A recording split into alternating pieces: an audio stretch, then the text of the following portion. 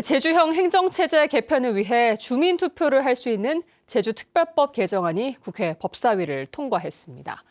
하지만 당초 법안에 있던 도지사의 주민투표 요청 권한과 기초자치단체인 시군을 설치하는 내용은 삭제돼 배경에 관심이 쏠리고 있습니다. 보도에 조인호 기자입니다. 국회 본회의를 하루 앞두고 열린 법제사법위원회. 법사위는 제주형 행정체제 도입에 근거가 될 제주특별법 개정안을 통과시켰습니다. 법사위는 전체 회의에 앞서 법안심사소위원회에서 행정안전부와 제주도의 합의안으로 법안을 수정했습니다. 행안부 장관은 행정체제 개편에 대한 도민 의견을 들을 필요가 있다고 인정하는 경우 도지사에게 주민투표를 요구할 수 있다는 조항을 신설한 것입니다. 당초 법안에 있던 제주도지사가 도의회의 동의를 얻어 주민투표를 행안부 장관에게 요청하는 조항은 기존 주민투표법과 어긋난다며 행안부가 반대해 삭제됐습니다. 도민참여단의 수기 과정과 여론조사를 통해 도민의 의견을 듣고 있고 또 이 들은 걸 가지고 우리는 행안부 장관에게 주민투표를 요구할 수 있습니다. 특히 시군을 설치하는 경우라는 표현도 행정체제 개편이라는 다소 애매한 내용으로 수정됐습니다. 행정안전부는 재정과 인사, 조직 등 모든 부분을 재설계해야 하고 충분히 국가정책적 논의가 이루어져야 한다며 시군 부활에 부정적인 입장을 밝혀왔습니다. 국회는 오늘 본회의에 제주특별법 개정안을 상정할 예정인데 여야 모두 이견이 없어 통과가 유력한 상황입니다. 제주도는 이달 안에 시군을 부활하는 행정체제 개편안을 확정해 올해 안에 주민투표를 실시하고 2026년 지방선거부터 적용한다는 계획입니다. 하지만 행안부는 경기 북도 신설을 위한 주민투표를 실시해달라는 경기도의 요청도 넉 달째 결정을 미루고 있어 제주도의 계획이 예정대로 추진될 수 있을지 관심이 쏠리고 있습니다. MBC 뉴스 조인호입니다. 제주 4.3 사건 희생자의 가족관계 특례 규정을 담은 4.3 특별법 개정안도 국회 법사위를 통과했습니다. 더불어민주당 송재호 의원 발의안과 정부 제출 법안을 합친 개정안은 사망하거나 행방불명된 희생자와 사실상 혼인관계가 있었던 사람의 사후 혼인 신고의 효력을 인정했습니다. 또 소멸한 사후 양자 제도를 살리는 한편 4.3의 역사성을 고려해 관습법상 양자의 범위까지 포괄하는 내용입니다. 제주 4.3 평화재단이 4.3 추가 진상조사를 위해 다음 달 말까지 4.3 연좌제 피해 사례 제보를 받습니다. 4.3과 관련해 채용과 입학시험, 승진 불이익을 비롯해 일상생활 감시 등 연좌제로 인한 피해를 경험한 사람들은 누구나 제보할 수 있습니다. 이번 제보 접수는 2021년 전면 개정된 4.3 특별법에 따라 정부 차원에서 실시하고 있는 추가 진상조사의 일환으로 추진됩니다. 제주시 체육회 생활체육 지도자들끼리 발생한 폭행 사건 이면에는 제주시 체육회장의 직원 사찰과 노조 탄압이 있다는 의혹을 이 시간에 보도해드렸는데요.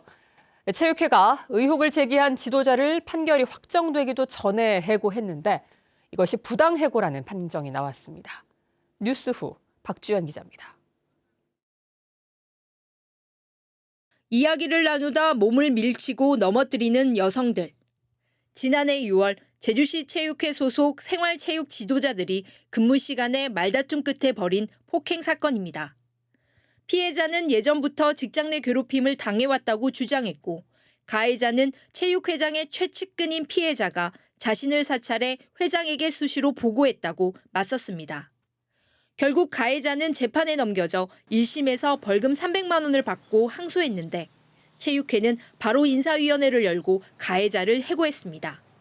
해고를 당한 지도자는 회장이 자신을 자르기 위해 4년 전에 퇴사한 직원까지 동원해 불법 증거물을 인사위에 올리고 직장 내 괴롭힘을 만들어냈다며 지방노동위원회에 부당해고 구제 신청을 했습니다. 동료 직원과의 폭행건에 대해서는 저도 인정합니다. 다만 직장 내 괴롭힘에 저는 한 적이 없습니다. 심지어 인사위에서 소명의 시간을 주지도 않고 해고한 건은 저는 부당하다고 생각이 듭니다. 지방노동위원회는 지난달 27일 부당 해고로 판정했습니다. 직장 내 괴롭힘 건은 이미 징계 시효가 지난 데다 폭행건으로 해고까지 하는 건 너무 과했다는 겁니다. 직장 내 괴롭힘 같은 경우는 그 징계 시효가 3년이 지나면은 징계를 줄 수가 없는 상황이고, 폭행 같은 경우는 그 생활 지도자 선생님의 한 번의 실수로 인해 한 제주시 체육회의 징계에 의한 해고는 양장이 너무 과하다고. 제주시 체육회는 직장 내 괴롭힘의 징계 시효에 대한 해석이 잘못됐을 수도 있다며 중앙노동위원회에 재심 신청을 검토하겠다고 밝혔습니다.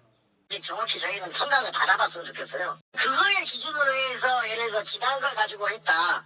그래서 무리했다 그러면은 뭐 그게 법이 맞다 그러면은 아까 말씀대로 저거지만은 저희는 접수된 걸로 알고 있거든요. 회장의 측근 인사를 둘러싼 사찰 의혹과 폭행 논란에 이어 부당해고 판정까지 받은 제주시 체육회. 또 부당해고 구제 신청에 대응하기 위해 서울 대형 노펌 노무사를 고용하느라 수백만 원의 예산까지 전용하면서 보조금 낭비 비판까지 받고 있습니다. MBC 뉴스 박주연입니다. 요즘 초등학생들의 예술교육 강화에 대한 인식이 높아지고 있지만 예체능 과목 가운데 미술은 체육이나 음악에 비해 예산 투입이 적은 것이 사실입니다. 도내 한 초등학교에 미술관이 들어서 수업이 진행돼 관심을 끌고 있습니다. 보도에 홍수현 기자입니다. 음악에서 영감을 받은 화가 칸딘스키. 추상적인 기하학적 형태의 원근법을 더해 옵아트를 창시한 바자렐리. 유명한 미술가들의 작품들이 눈앞에 펼쳐진 공간에 학생들이 모여 앉아 교사의 설명을 듣습니다. 여기 있는 작품들 중에 이제 내가 제일 좋아하는 색깔, 아니면 내가 제일 좋아하는 표현, 그런 표현들이 들어있는 그림을 찾아보는 시간이고요. 학생들은 각자 태블릿 컴퓨터로 설명을 찾아보며 작품을 감상합니다. 마치 미술관에서 현장 체험학습이 진행되는 것 같은 이 수업의 장소는 학교 밖이 아닌 교내 미술관입니다. 수도권의 기획업체와 연계해 마련한 명화 수업은 학생들에게 인기입니다. 그림을 실제로 눈앞에서 보니까 이런 부분은 이렇게 했구나, 또 이런 부분은 이런 색채를 사용했구나를 통해서 좀 더 그림을 잘 이해할 수 있었던 시간이었던 것 같아요. 특히 전문가 도슨트를 초빙한 수업은 미술 작품에 관한 학생들의 이해를 더 높이고 있습니다. 선생님이 오셔서 설명을 해주시니까 더 이해도 잘 됐고, 일단 원래는 책이나 영상으로 보던 그림을 이렇게 실제로 볼 수 있으니까 좋았어요. 학교 측이 교내 미술관 설립을 계획한 것은 지난해 4월. 예체능 과목 중에 상대적으로 예산 편성이나 투입이 적은 미술 분야에 고민하던 학교가 미술을 통한 지역 학생들의 교육 프로그램을 늘리기 위해 기획했습니다. 기획에는 제주시 교육지원청이 뜻을 같이해 예산 2천만 원을 보탰습니다. 좀 더 이제 스토리텔링이 됨직한 그림들을 모아서 아이들로 하여금 어떤 미적 안목 키우는 데 좀 많이 신경을 쓰고자 이렇게 미술관을 꾸미게 되었습니다. 학생 공모로 빛 상상 미술관으로 이름 지어진 작은 미술관은 새해를 맞아 지역 작가들과 함께하는 미술 교육 공간으로 새롭게 프로그램을 이어갈 예정입니다. MBC 뉴스 홍수현입니다.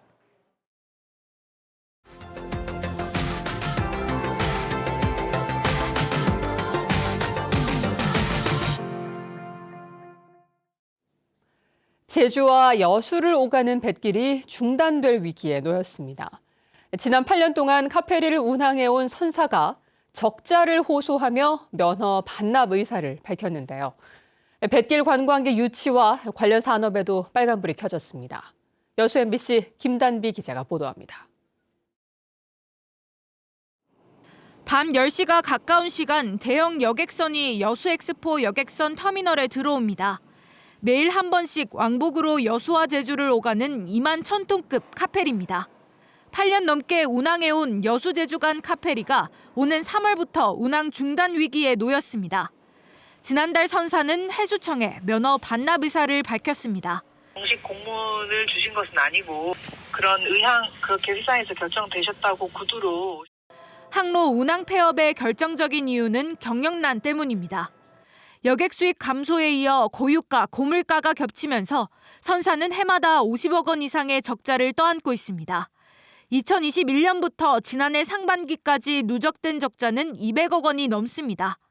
갑작스러운 운항 중단 계획에 시민들은 걱정이 앞섭니다. 비행기보다는 저렴하니까 없어지면 좀 서운하겠네요. 좋았는데. 더 큰 문제는 화물 운송입니다.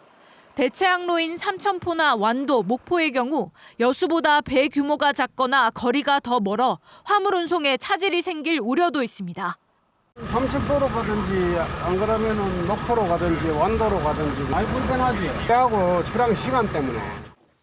여수시와 시의회 등은 유류비 보조 등 지원 방안을 고민하고 있습니다. 관광과 지역경제 여파 등을 감안하여 시정부와 함께 중장기적으로 지원할 수 있는 세심한 검토가 필요하다고 생각이 됩니다. 항공편 철수에 이어 백길까지 끊길 위기에 놓인 여수 제주 교통편. 관광과 지역 경제에도 적지 않은 여파가 예상됩니다. MBC 뉴스 김담입니다.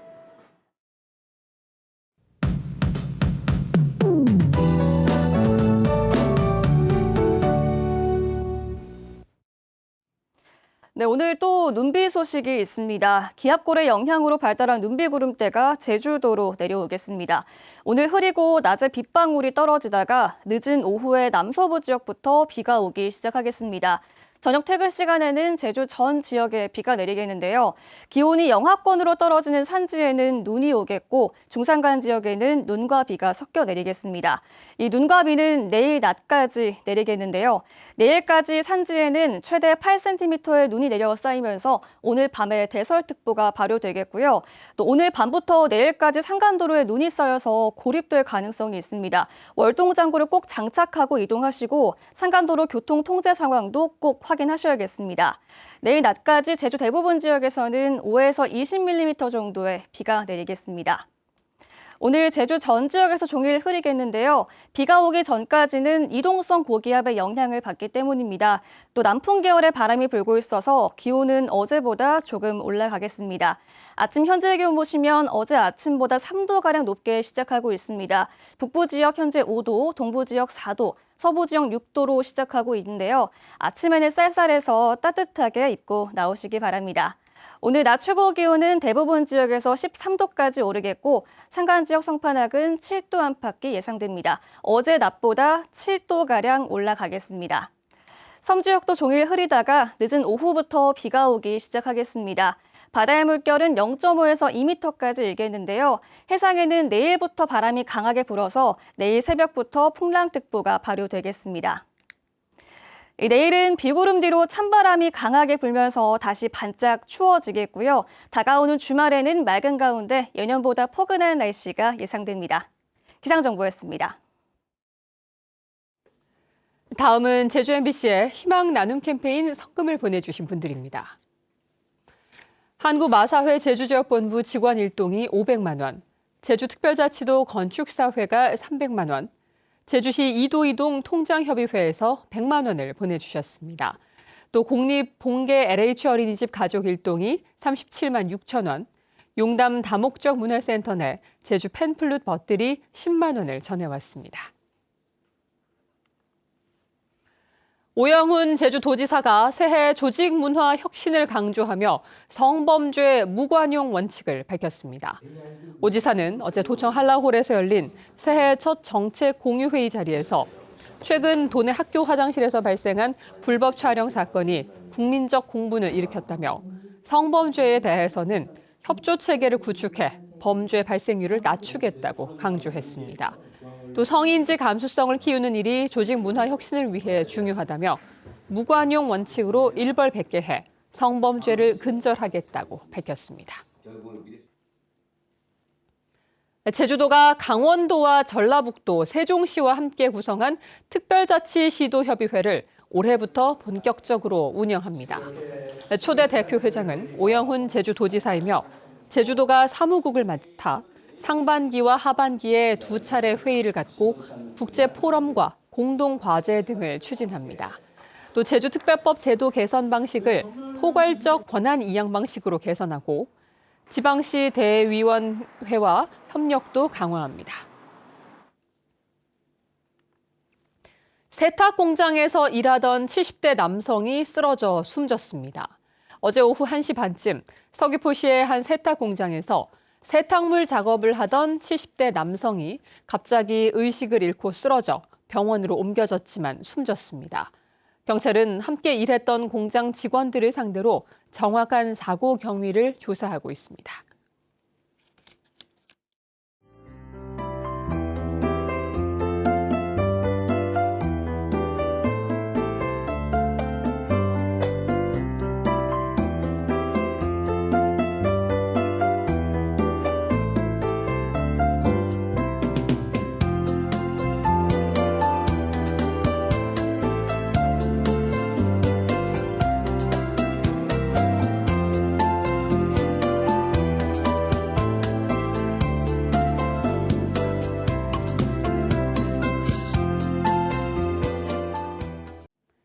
뉴스투데이 제주였습니다. 여러분 고맙습니다.